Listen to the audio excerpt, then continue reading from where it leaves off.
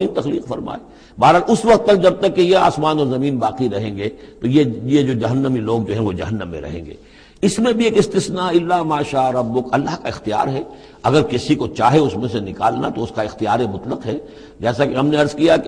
کئی دفعہ عرض کیا ہے کہ جیسے اہل سنت کے نزدیک اللہ تعالیٰ کے بارے میں ہم یہ نہیں کہہ سکتے کہ وہ اس پر عدل کرنا واجب ہے، لیکن یہ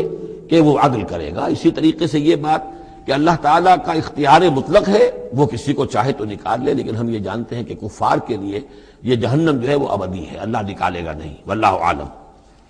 ان ربک فعال لما یرید، یقیناً آپ کا رب جو ہے جو ارادہ کر لے اس کو کر گزرنے والا ہے۔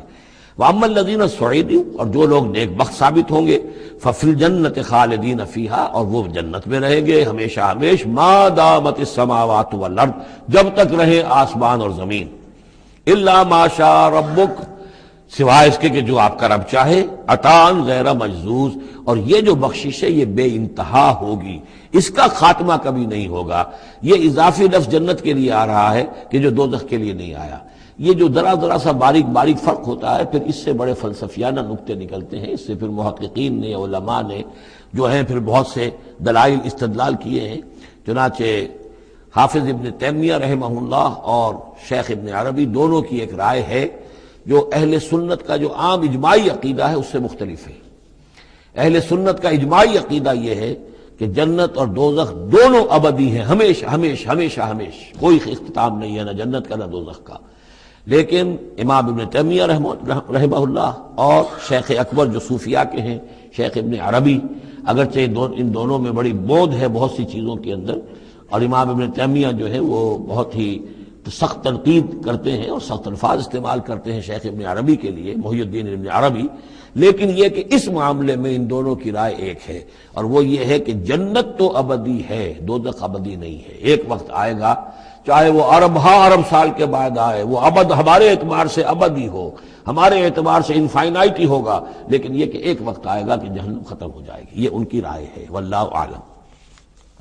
فلا تک فی مریۃ مما یعبد ہؤلاء، تو تمہیں کوئی شک نہ رہے ان چیزوں کے بارے میں جن کو یہ لوگ پوج رہے ہیں۔ ما یعبدون الا کما یعبد آباؤہم، نہیں پوج رہے یہ مگر ایسے ہی جیسے کہ ان کے آباء و اجداد پوجتے رہے ہیں من قبل، اس سے پہلے۔ وَإِنَّا لَمُوَفُّوهُمْ نَصِيبَهُمْ غَيْرَ مَنْقُوصٍ، اور ہم انہیں ان کا جو اجر اور ثواب اور ان کا بدلہ ہے، حق ہے، پورا دے دیں گے بغیر کسی کمی کے۔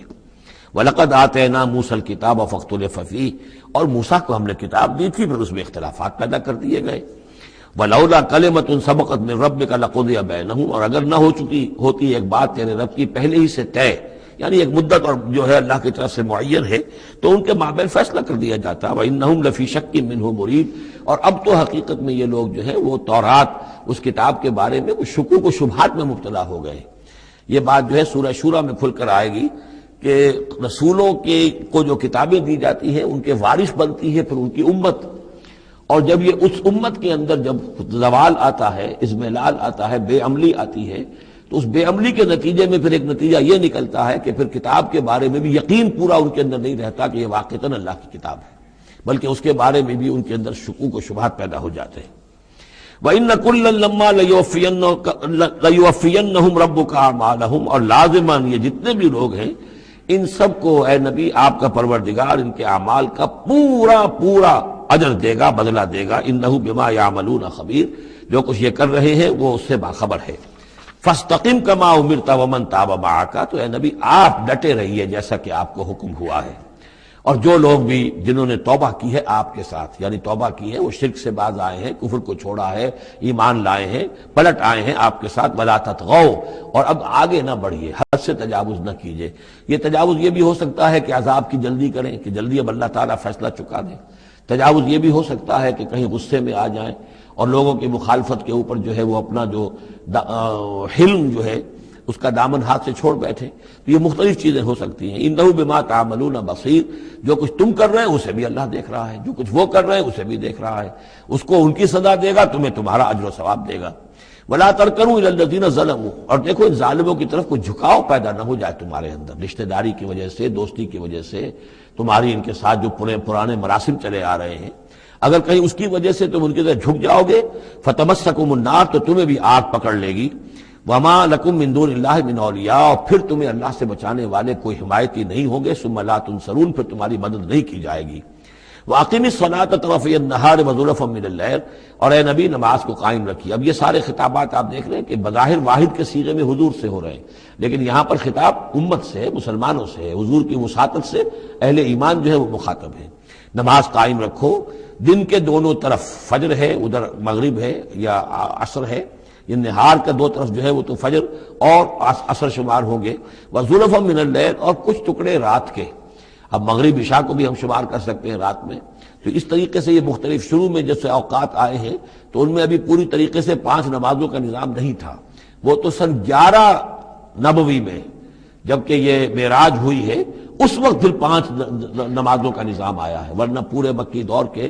10 برس بلکہ 10.5 برس تک وہ نمازوں کا نظام ایسا ہی تھا کہ کبھی صبح شام کی بات کہہ دی ہے، صبح شام کرو، اور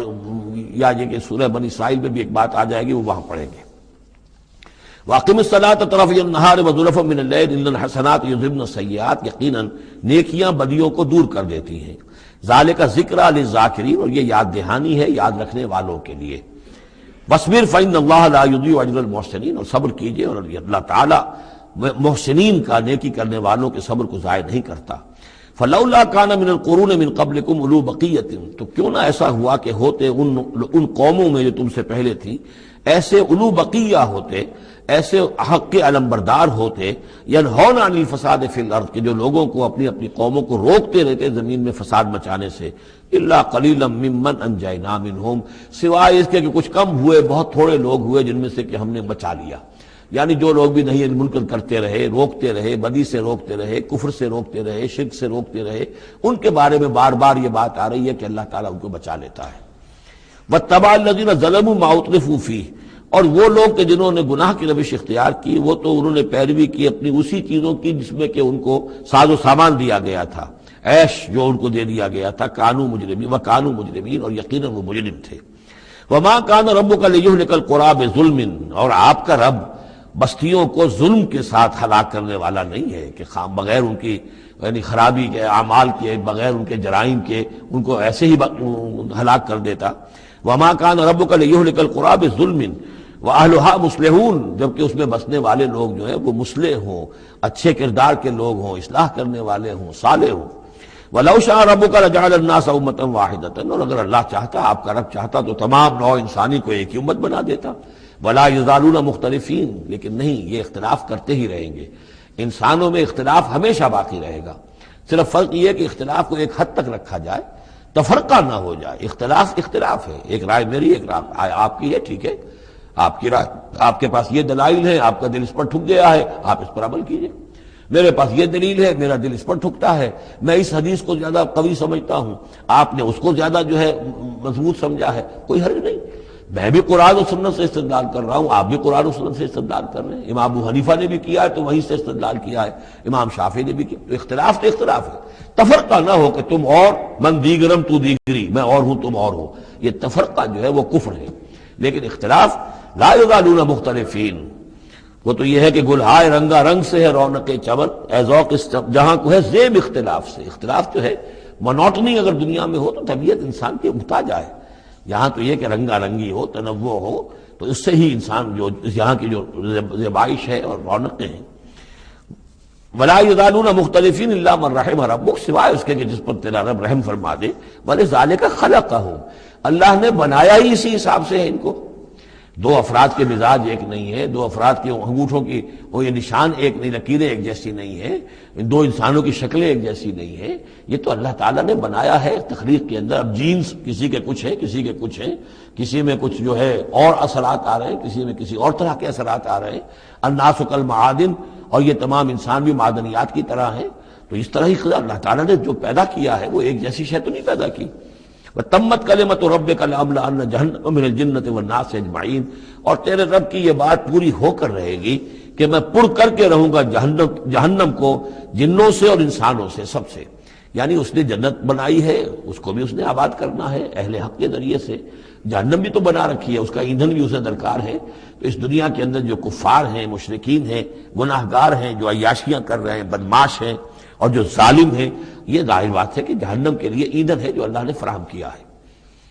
وَكُلًّا نَقُصُّ عَلَيْكَ مِنْ أَنْبَاءِ الرُّسُلِ، اب یہ وہ اصطلاح آ گئی جس کا میں بار بار ذکر کر رہا تھا، انباء الرسل. اور یہ سب چیزیں جو ہم بیان کر رہے ہیں محمد آپ پر،